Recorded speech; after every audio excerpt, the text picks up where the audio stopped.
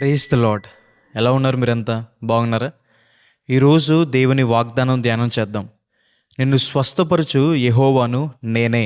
హల్లెలూయా. నేనే అంటే అర్థము దేవుడు మాత్రమే చేయగలడని. నీకు సహాయం చేయవాడును నేనే అంటే అర్థము దేవుడు మాత్రమే మనకి సహాయం చేయగలడని. దేవుడు సహాయం చేయకపోతే మనకెక్కడి నుంచి సహాయం రాదు. నిన్ను ఓదార్చువాడును నేనే అంటే అర్థము దేవుడు మాత్రమే మనల్ని నిజంగా ఓదార్చగలడు. డాక్టర్స్ కూడా చెప్పే మాట, ట్రీట్మెంట్ వైద్యం అయితే మేము ఇస్తాం కానీ స్వస్థత మాత్రం దేవుడే అనుగ్రహించాలని. క్రీస్తు ప్రభువారు పొందిన దెబ్బల చేత మనకి స్వస్థత ఉంది. క్రీస్తు ప్రభువారు మనల్ని స్వస్థపరిచే దేవుడు. ఆయన జ్వరంతో బాధపడుతున్న పేతురు అత్తని స్వస్థపరిచారు.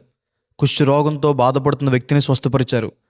12 సంవత్సరాల నుంచి అనారోగ్యంతో బాధపడుతున్న స్త్రీని స్వస్థపరిచారు. గుడ్డివారిని స్వస్థపరిచారు. పక్షవాయువు కలిగిన వారిని దేవుడు స్వస్థపరిచారు. చనిపోయి సమాధిలో పెట్టబడిన లాజర్ని తిరిగి లేపారు. ఈరోజు మీ జీవితంలో కూడా మీరు ఎటువంటి అనారోగ్య సమస్యలు గుండా వెళ్తున్నా, అది దీర్ఘకాలికమైన అనారోగ్యం కావచ్చు, యాక్సిడెంట్స్ వల్ల కలిగిన దెబ్బలు కావచ్చు, లేదా తాత్కాలికమైన అనారోగ్యం కావచ్చు, దేవుని మీద విశ్వాసం ఉంచండి. ఆయన మిమ్మల్ని స్వస్థపరుస్తారు.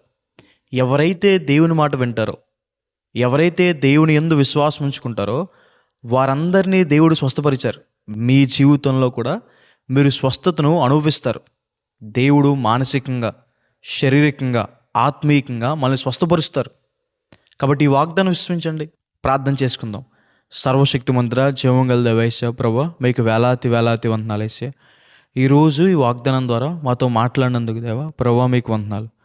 ప్రియులు ఎంతమంది అయితే వాగ్దానం వీక్షిస్తున్నారో వారి జీవితంలో మేలు చేయండి. వారిని ముట్టండి అయ్యా, స్వస్థపరచండి.